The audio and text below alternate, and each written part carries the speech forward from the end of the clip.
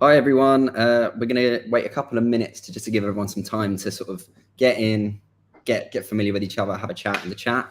But in the meantime, we recommend if you want some of your screen content redesigned live, thanks to Cathal here, then please make sure you throw it in the chat. Let us know your name, your job title. If you can, maybe explain the kind of message that you want us to design.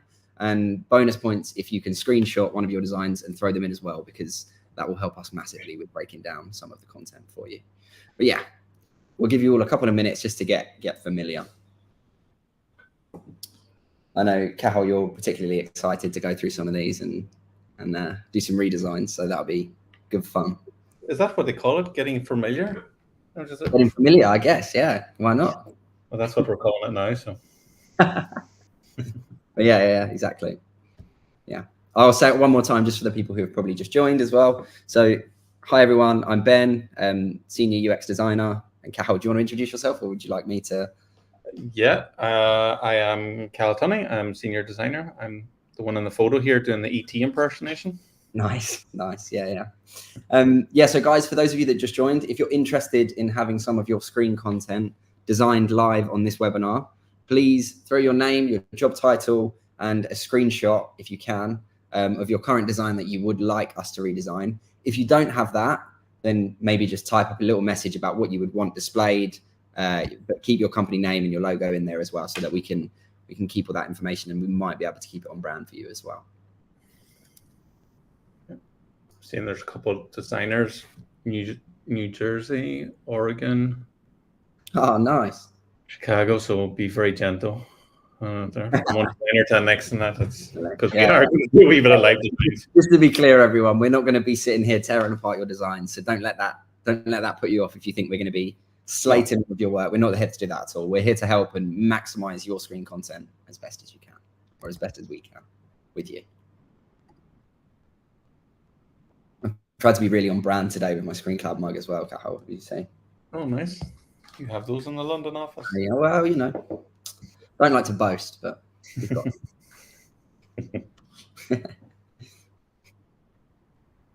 yeah, let's see if we've got any good examples. Have a look in the chat.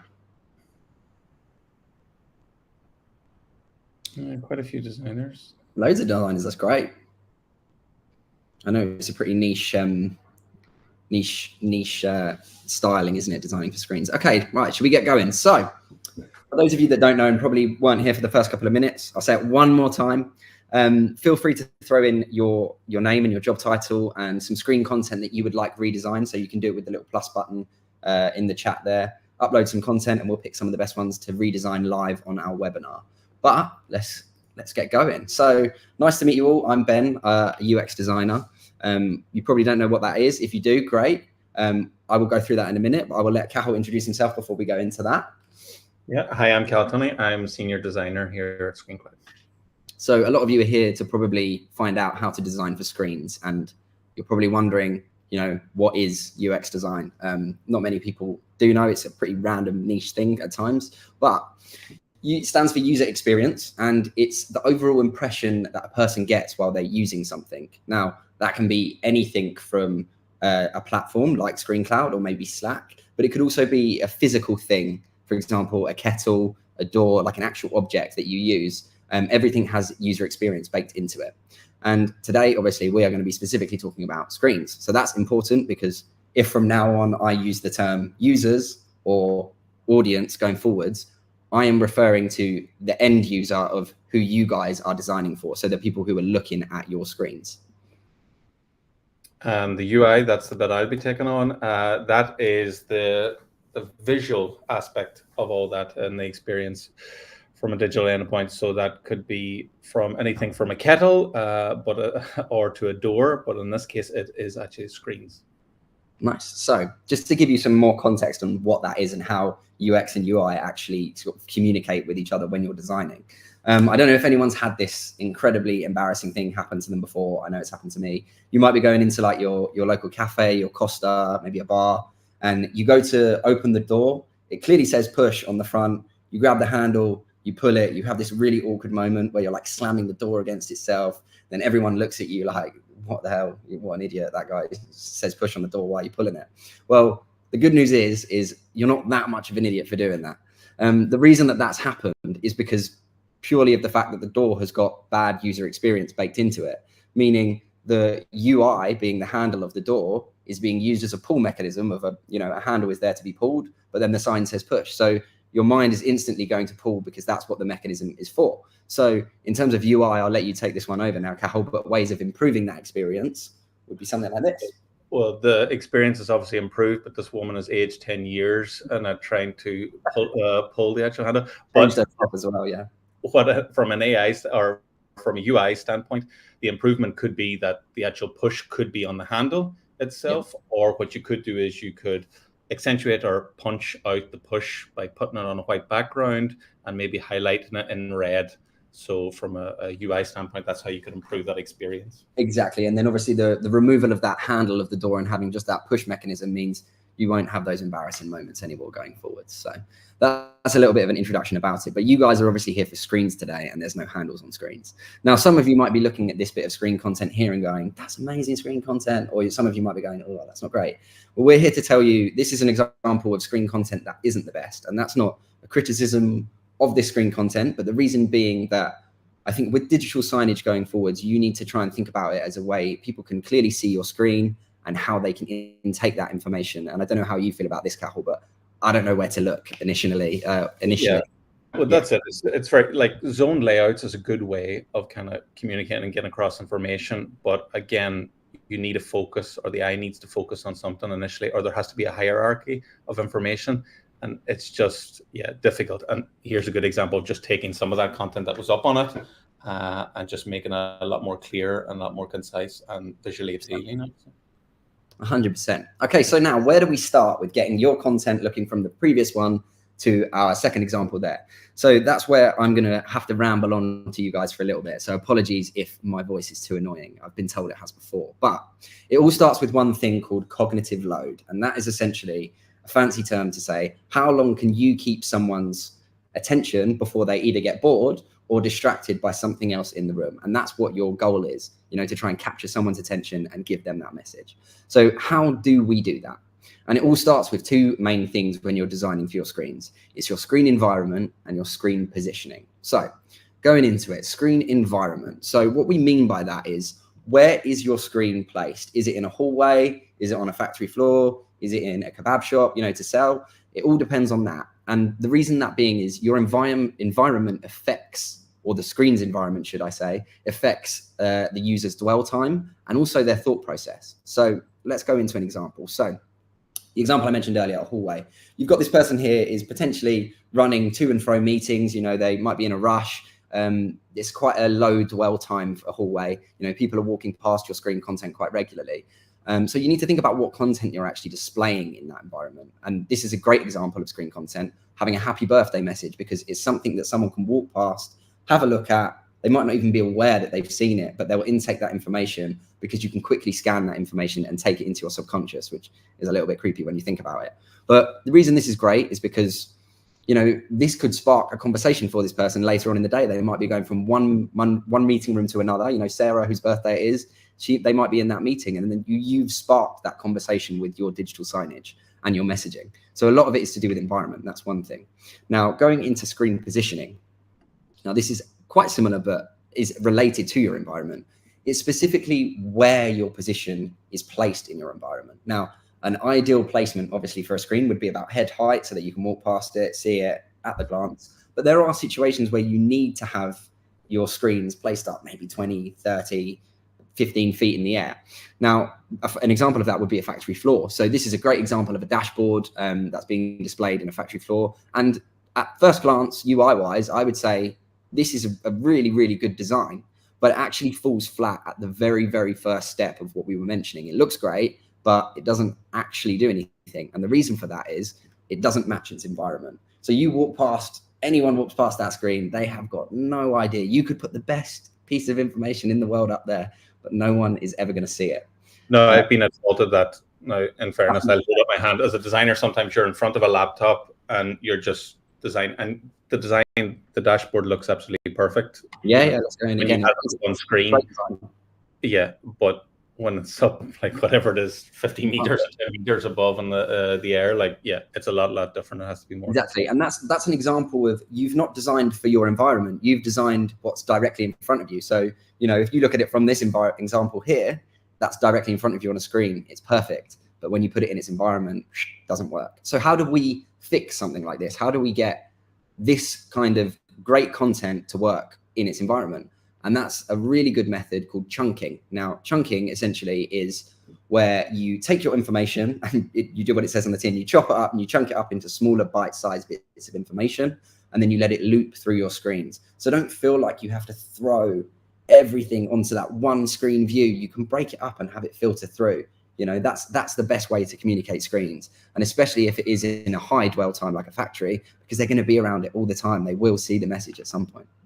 So that's my spiel done about UX. And I know you're all wondering, this is great, but how do I actually make my style look good? How do I make it look good? So I'm going to hand you over to Cathal, who's the man who knows how to make it pop. And I know a lot of you designers in the chat are probably getting like PTSD every time you hear that sentence. How do I want it to pop more? You know, this looks great.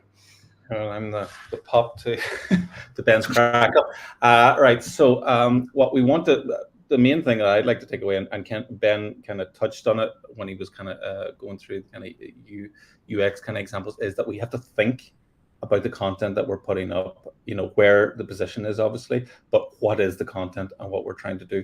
So anyone realistically couldn't put any, excuse my French, but any old shite up on screen, you know, and that's what it is. Sometimes some of the stuff, we've all been in the case where someone's from HR or from operations has sent us something and it's just a PDF that has to go up on screen. It may be an A4 and you could just throw it up there on screen, but it doesn't create any attention. It doesn't, you know, doesn't do the job. And sometimes you've got to give people what they want, and that's a half-naked Jeff Goldblum. So again, think about what you're doing when you're putting up content. Half-naked Jeff Goldblum will get attention, but you know, Phil from accounting half-naked will get you in trouble. So that's exactly it. Yeah. Think about your content. But again, it's that kind of idea that you're getting eyes on screen, but we're being playful and facetious. But so to think about the content, we're kind of going to break that down. So you can promote, educate, inspire, or entertain. And promoting might be just promoting your product, or an app release, or an integration, or some improvement. Education could be, again, from a training standpoint. It could be security, or it could be policy. And inspiring is, you know, getting people inspired about your brand message, or getting eyes on the screen. And entertaining is another way of getting eyes on screen, that people want to see the latest news, or they might see what the weather is for the weekend before. And yeah, again, it gets eyes on screen. So how do we do that and start going into design elements? What we're going to start thinking about is, first of all, is hierarchy. So this is a big one that we kind of see when we're kind of looking at customer kind of content, that there is just no visual hierarchy. So what do we want? Your visual hierarchy is just breaking it down pretty much for the viewer. What step one, here's the headline. Step two, here's the subheading. Step three, here's your body copy. It's layering that kind of information, or stepping it out for someone, and then you might have a subhead. But it's stepping out. And just to say one thing I love about this example as well, nothing fancy has been used here. You probably have gone there, you will read here first, then here, then there. I'm sure you have. If you have, that's just done with sizing of text and various weights of fonts and things. So no color. Don't always worry about that color that's needed at all times. No, it's starting with the basics, and this is a perfect example of it. You know, these designs don't look particularly different, and that until you kind of look at them closely, and then you see they jump out. On the left, you've got a good example. So you've got your employee of the month, and it's headline simple. You know, the icons represent the celebration, and then you've got who it is, and then obviously your image. But on the right, you know, the kind of script font is a little bit light stroke, so it's not as visually strong. And that there, then you've got a large body of copy, which when you think about a person looking at this for, you know, 5-7 seconds as they walk by or stop in the hall, not everyone has the luxury of a slow elevator like we have in Belfast here. So you're not stuck 30 seconds outside looking at this. So you may not have that time. So you want it to be impactful and you want to have that hierarchy. So again, 100%. One thing I just wanted to add on to that, Cal, as well, is that, that spark that we spoke about earlier of, if you do leave off that information as well, then someone might go up to Rebecca, congratulate, and go, oh, what did you get the employee of the month for? And you've created that conversation between employees, and you're actually creating and also, screens are one form of communication. There are other forms of communication. So if you want to go into detail of how great Rebecca is, then you can do that in Slack. But, digital screens, it's just that quick awareness and that they're 100%. Another way could be maybe adding a QR code onto your design, which then you can actually track in Studio when you create that in our accounts, and then you can then also see it, treat it as a way of seeing how your messages are actually being responded to. Are people engaging with your content? That's a good way to sort of find the success of your designs. Completely, and showing the bad use of fonts, and that their fonts are important. So again, we have Helvetica New here as a font family, and this shows you the range. What I would suggest is that, like, from Roman or regular downwards is what you want to be looking at. Ultra light, thin, and light are not really great for screen unless they're exceptionally large or a lot bigger. People don't use that. They usually use it for body copy, and that means it's very light. So the kind of contrast can be lost sometimes. So you just want to stick to one, either a medium or a Roman or a bold, a Roman or regular, a medium for body copy, and then your headlines in a bold or heavy, and that that'll help with that hierarchy. And you don't have to stick to that. Like, you could do a little pop of some sort with a handwritten font or a script or something a little bit different that gives an accent or jars the eye slightly, that, oh, this is different, and it's just like, or it could give a bit of personality to what you're doing there. So that's always nice. And talking of pops, obviously color comes in here a good bit, but color can be, while it can be great, and that it can be dangerous as well. So you can create moods and that with color, but quite often a lot of us on these calls and now in the kind of the way that things are, that everyone has their brand guidelines, and the guides are good. They will show us the colors that we will, but the problem is that sometimes people can feel that the guides are like set in stone and quite restricting. So you'll have one or two templates, but if you've got the same color every time repeated one after another, so a solid blue with a bit of a yellow, and then a solid blue with a bit of yellow silver, and a person can actually become visually blind to that if there's nothing. So you can reverse that out, have a little bit of white with an accent of the yellow or blue.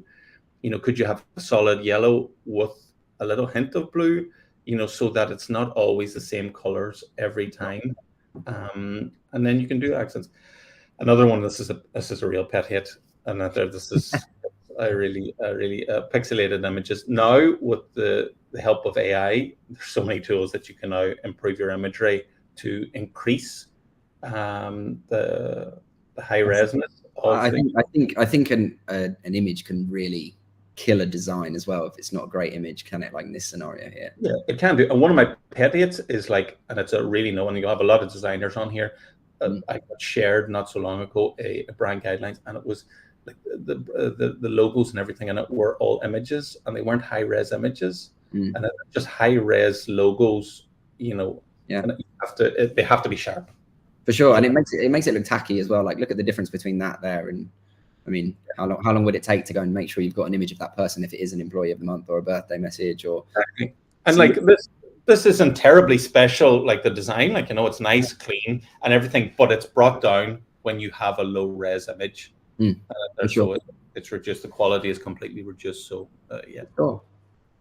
This one's my favorite. Yeah, this is less is more. And don't be afraid. People think, the perfect example was when we had the logos before in that kind of in the split screen or the various zones, the logo featured 2-3 times. And don't feel just because you have a little bit of space that you have to fill that space. For sure.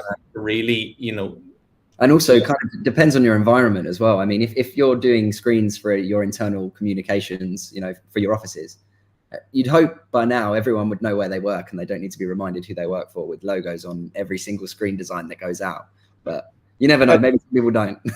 Yes, exactly. And also, it's like you made the point about the QR codes. And I always say less is more. And when you want to say more, say it with a QR code.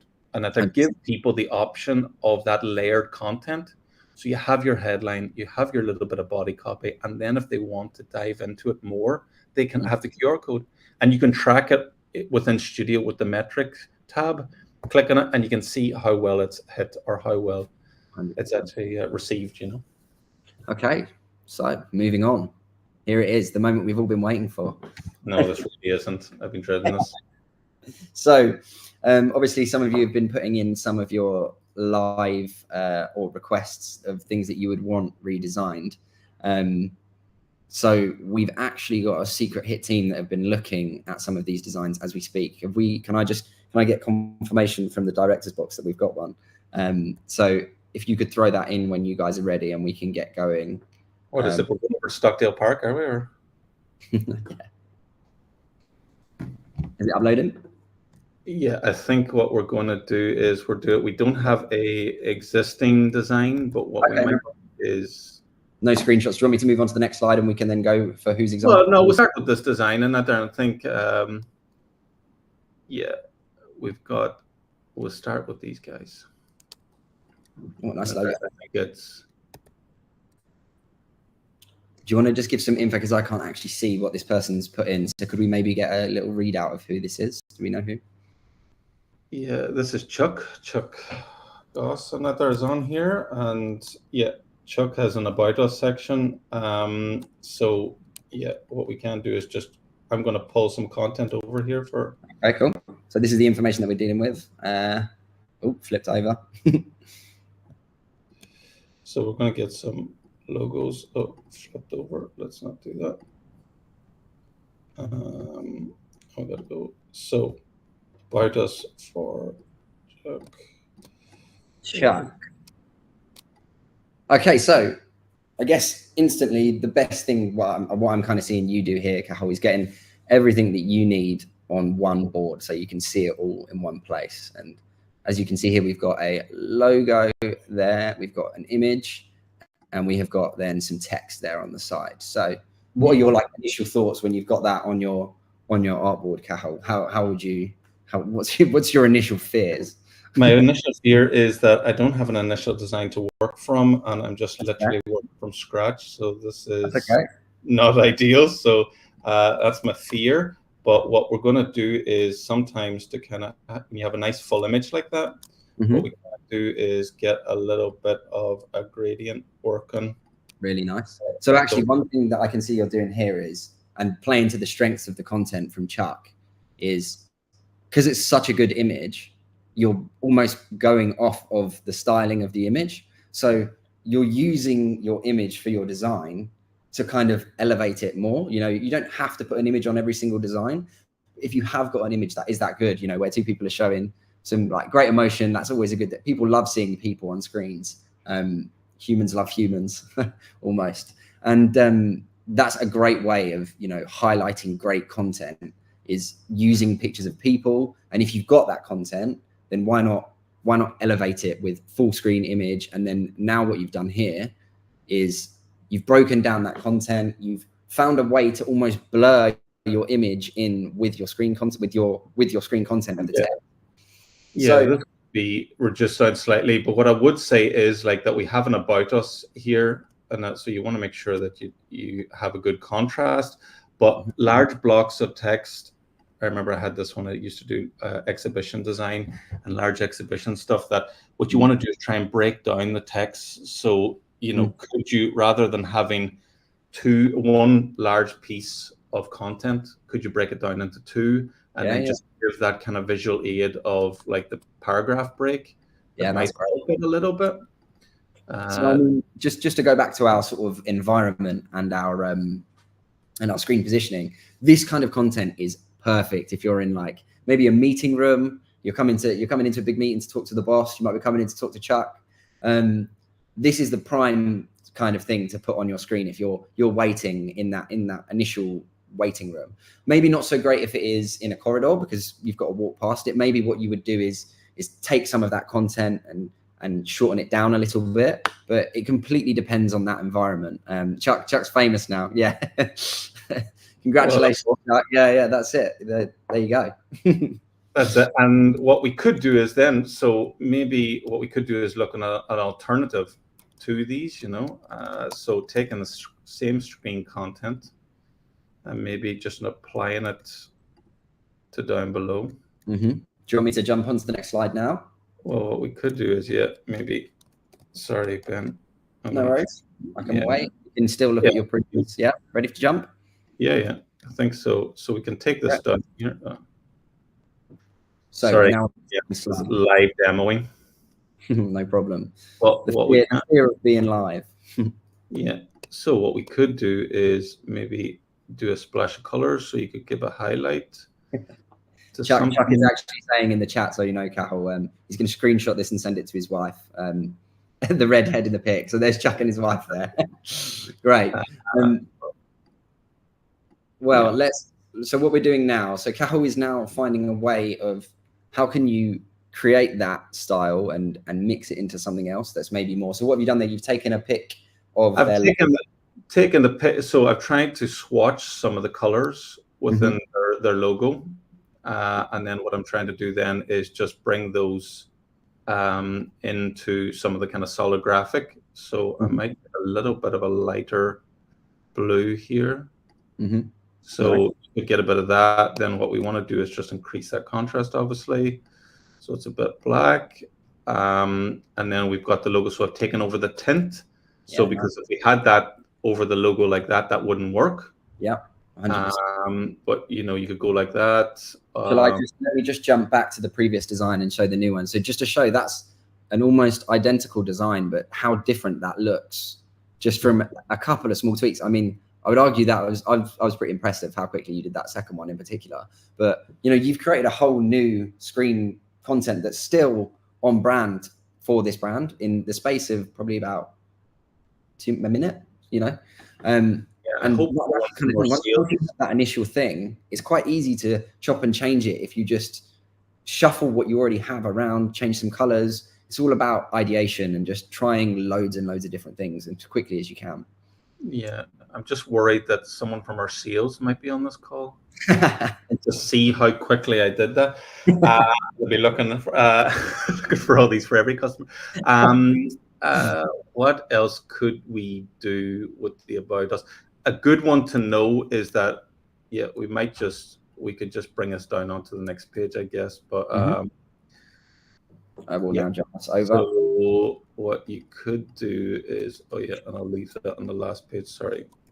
But what you want to maybe do is also, it's good to have different, so we talked about that idea of going visually, you know, visual blindness, like when you're looking at the same position of text, same image in the same position, same colors, same image, same colors.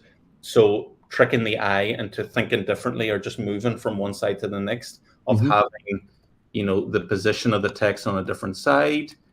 You know, you could bring it in like that. Could you do a couple little, you could band up the content. So you could even have, what could be quite nice is if we repeated this, had this going along here and do a little band. So you could sort of have these all a little color like this, have your text over like that, reduce this down. Yeah. You should do this for a living, Cathal. You're quite good at it. No, someone would think I did this for a living. So there we go. We've actually got then 3 examples for one Yeah, and then if they had a line of some sort, like if you had a tagline. Yeah, that could go here quite nicely. Yeah. Like if I just jump back through then, so we've gone from, let me jump onto this here. We've gone from one example that really does like accentuate that image that you've sent in. And that, to be fair, this will only work if you did have a great image like we've got here. If your imagery isn't as, you know, good as this, I wouldn't recommend a styling like this. But then a way around it is by bringing in your brand colors, having that strip going half and half. That's a great way of keeping that brand feel through. And then there's this way here that you then previously said, where you really are sort of changing up the styling of your imagery, and like just changing ideation, keep messing around, kind of always thinking that you're never done, basically chopping and changing things, moving things around. And quite often I like to call them happy mistakes. You fall into that quite happy mistake of, oh, actually that looks quite good over there instead of over there. But it's all about just doing as many things as you can and as quickly as possible, because that's the way to get to good designs. And I think also, like, we've kind of taken the logo there, you know, again, just remember the use of the logo, you know, it doesn't have to be on every template. Yeah. So Sure. again, you don't want to have it, especially when you've got content or multiple zones. You don't want kind of logo over repeated at a time, sometimes, you know. But an About Us page is a perfect one. Like if you had it in a lobby or you had it at a conference talking about someone, then that would be perfect. Yeah, for sure, 100%. So should we go into our last version? I know we've got one more thing that we wanted to bring up, and that is one that can easily be taken out of hand quite quickly, is zone layout. So as you can see, I said that we've got our little designer was working in the background. But what we've got here is an example of a multi-zone layout being worked in. I would say this is a really good example. So then what we'll do is we'll throw Cathal's example in of what was previously designed. So we've got one version there like that. This is a 3-zone layout, which in ScreenCloud is this zone here would be your main zone. You've then got your second zone, which was for maybe the weather or the scores, something that we like to call fun formation. You know, if you're in a break room, that's a great place to put this kind of information, because they'll look at the scores and then they can then see the message directly next to it as well. So looking at this here, this is a great way of, again, breaking up your content, giving them some news of what's going on in the world, or, you know, you could use an RSS feed to get that, to get your news, your company news on there instead of the world news. But we really do recommend that you keep your zone layouts to 1 zone, 2 zone, or 3 zone. I think if you go any more, do you remember that previous example that we went through at the start? If you go any more than that, you go into the risk of, am I putting too much on this screen? Is it too much to look at? How will people take that information in when I'm walking past it? And one good way to do it, I like to test when I'm designing things, is the squint test. So what you do is you squint, and I know everyone's probably now squinting, and you look at your design, and what you do is you look at where your eye instantly goes when you're squinting, and that's where your main hierarchy is, and then where it follows next is then that's how your information goes. So that's one little trick you can do. And also, like, to be critical, look at the preview. Sometimes with the zone layouts, you can kind of look at the kind of content, like, oh, that's the main zone. Yeah, the main zone looks great, and that's what, you know, the side zone looks great or whatever. And sometimes we look at them separately. You know, be critical when you have them up in the preview. Also, go down and look at it on location. You know, don't be afraid to get onto the factory floor or out of the office and have a look at what it looks like. Yeah. Because that's the problem sometimes, and that they're, you know, it might look good on screen, like, but, and it's a little bit like when you're sending jobs to print. It's only when the print proof comes back. Now I'm showing my age. A lot of designers are going to be relating to that. Every designer, at least I have anyway, has had a moment where you nearly had a heart attack on a print that you've sent out. But that's the good thing about screens. You don't have to worry about that. You can update it. Printers used to say to me, because I had friends who worked in print houses, that it's only when the proof goes off to print and then it comes back as a hard copy that you're just like, oh, I didn't spot that space and thing. You sent the artwork. You had that spacing. You had that mistake in, but we don't overly proof it until it's finally up and there. So you got to make sure that you're looking at it. Like, sure. And do you know one thing interesting about just going back to our screen here? Even us, we've almost made a mistake here, and I wouldn't say it's a mistake, but it's one thing that we practice what you preach moment of. We've actually got the logo twice here, and we previously said, you know, what we've obviously done is thrown the logo on from a previous design. But if we were to then redo this, and I saw this in its environment, we could go, hey, the logo is now in the bottom left-hand corner because we've got our multi-zone layout. Maybe we just go 1 like so, and then you're still on brand. You might say you prefer it with that, but then if that then main zone content continuously shows the logo every time, you might then maybe want to 5 minutes. You give me 5 minutes to design it, and now you're, you know. Well, but this is it's an example though, isn't it? It's like so easy to. Yeah, it's good. Yeah, yeah, exactly. And that's you know, that's a minor trap. It's not even you can still see the content. So let's move on. I know what some of you are all thinking at this point. I'm not a pro designer like Cathal. Some of you may be. Some of you may be better. Yeah, we've shown that probably most of you are, but no, definitely not. You handled that much better than I would. I would have been flapping, Cathal. But as I say, some of you aren't pro designers and some of you are HR professionals and you might still be pro designers. Some of you might be in IT, various ops, various different tools and things that you use that aren't funformation. Yeah. So the way around that we like to use are some of our apps and integrations. And a lot of these, what they do is they eliminate the stress of having to worry about your layouts and if something is readable. Now we'll start off down here with our Google Slides and Canva integration. So what you can do is if you use those channels and that's what you design with, you can link it straight into your ScreenCloud account and get your designs onto screen. Now that is a great way. If you're happy designing in those toolkits, then do it. But one thing I would suggest is you have to keep that UX mindset of, hey, this was for a presentation that I was showing to people maybe in an office meeting room. How can I rethink this for a screen? So duplicate your slide, redesign it for a screen. You've got it all there. Half the time it will just be erasing content. You'll be designing with an eraser, as we like to say. Then we've got, I mentioned earlier, RSS feeds. This is a great one because most websites actually do have one. And if you have one, I would recommend putting your RSS feed directly into your ScreenCloud RSS feeds instance. And that way our AI will literally redesign it for you on screen. So all of the elements will be put on screen. Same with team news. So if you're not so happy with using Canvas or Canva and Google Slides, you can do it via spreadsheet. So as long as you've got your spreadsheet laid out in a nice way, which I'm sure most of you do, you can then push that into screen content.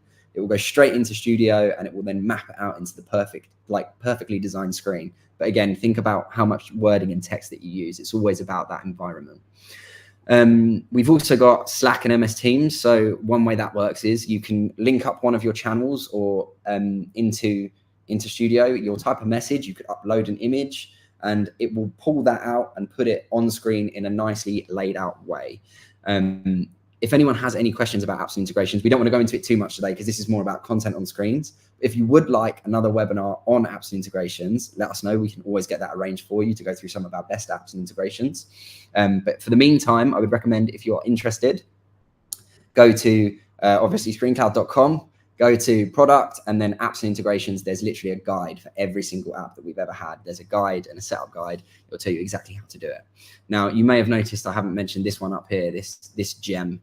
This one's my personal favorite, and that's Quick Post.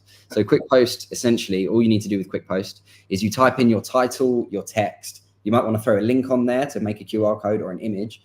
Quick Post will pull that information, and then you can then select the style of how you want that to come out.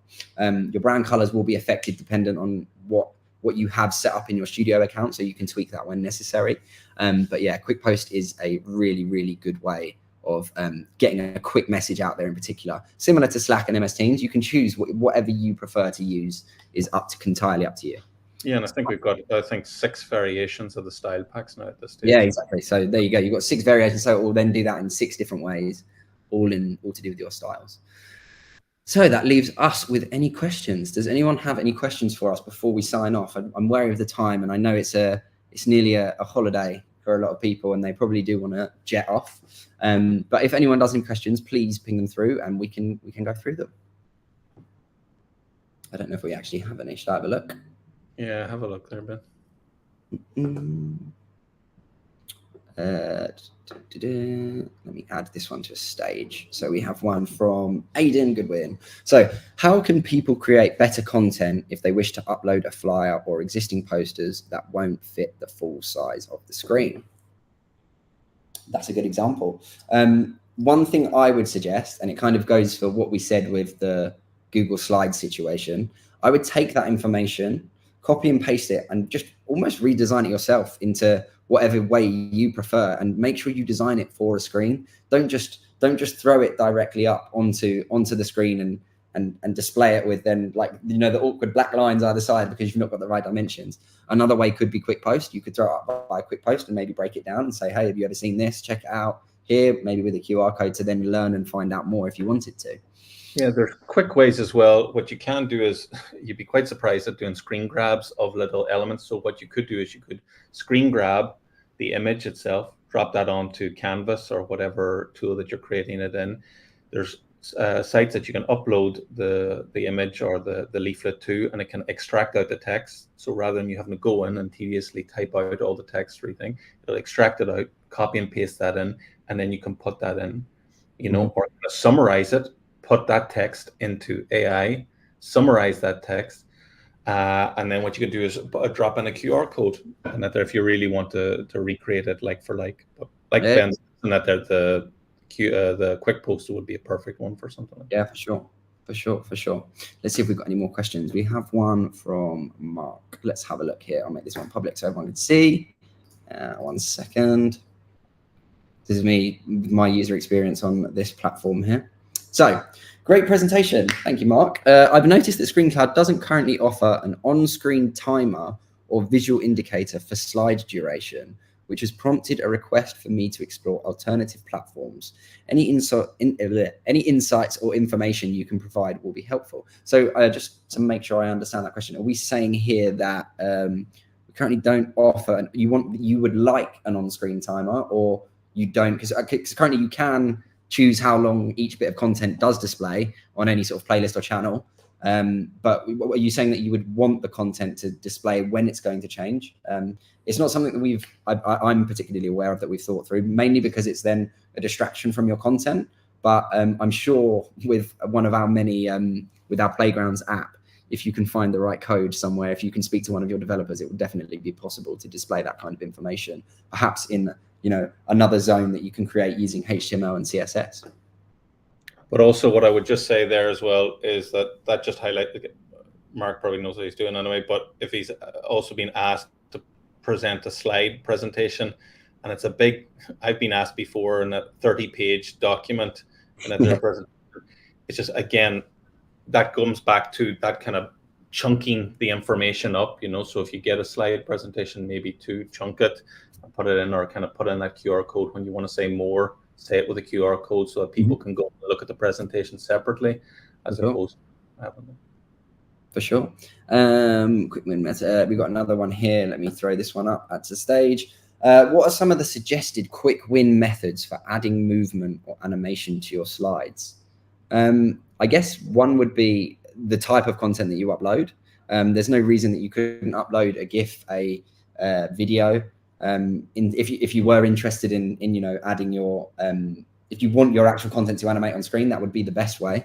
You can also add animation between, or it's not such an animation, but more of a slide view. So when you go between the slides, yeah, that's the one. That's the word I'm looking for. Transition. You can add transitions onto your slides for sure. That's one way that you can add that dynamic element, because it's a great way of actually pulling people's attention is movement. Yeah. Let me see if we've got any more. They're all flying in now, so apologies for my my slow reading. Okay, we've got another one here. This is from Michael.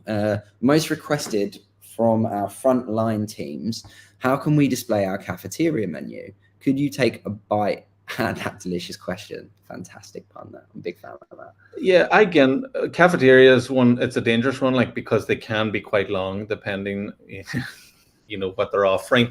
So you could kind of, again, chunk that, and that they're as Ben, I'm kind of using this UX terminology, which I hate. But what you could do is just into bite-sized pieces of information, and that's so drinks could be cut up into one. Vegetarian option is another slide.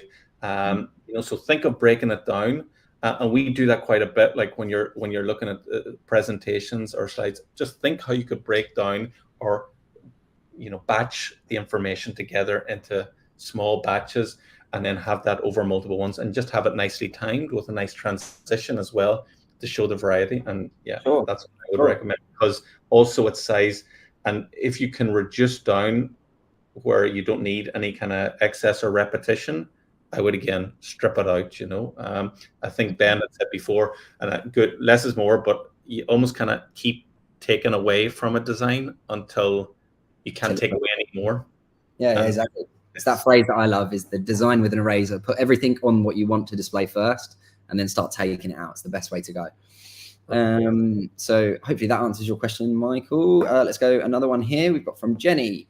I would love to see more app integration with Microsoft, for example, something similar to Meet the Team app. Yeah, for sure. I mean, that's definitely something we can look into. And I think there's going to be a lot of interest in our apps and integrations going forward now that we've gone through that. So as I say, if anyone is interested, let us know. We can, whatever the next webinar you want to see, we can get the right people on. Might not be us, but I'm sure we can find the right people to talk to you about it. We've got one here. Are there other ways to add call to actions besides QR codes? This is a really good question, to be fair. It depends, because I think the reason I'm an advocate for QR codes is because it's one of the best ways that you can communicate back to a screen, if that makes sense. So one thing that a screen has is it's a one-way message, but with a QR code, you can then walk past, scan it as you go, and then that then gives you that next step of communication, and you could take that anywhere with as simple as something as simple as a link. And as I mentioned, you can track it earlier. There are other ways. If it maybe like a number to call, you could put that number on the screen. There's all sorts of different ways. Usually the thing would be visual, obviously. So anything that is visual. Yeah, but you could be guiding someone to an expert, like maybe there's a company portal and that they're talk to a member of staff, you know, to find out more information. Yeah. There's different call to action. Yeah. I mean, it sounds silly, but one call to action that is often overlooked with digital signage is wayfinding. You know, turn left to go to the cafeteria, turn right. That could be one thing that we used for the cafeteria one earlier. Turn right to go to here. As long as you know where your screen is in its environment and its position, you can easily create great content on wayfinding with something like that. I think that is everyone's questions. I don't want to keep you all, but if you do have any more, I'll give you a couple more minutes to throw them in. If not, I think, should we end it there? Is everyone happy? That's the main thing. Hopefully people find it useful. Great. Yeah, for sure. Okay. Thanks, guys. We're going to sign off here. Hopefully everyone has a great weekend and has loads of fun. Thanks guys.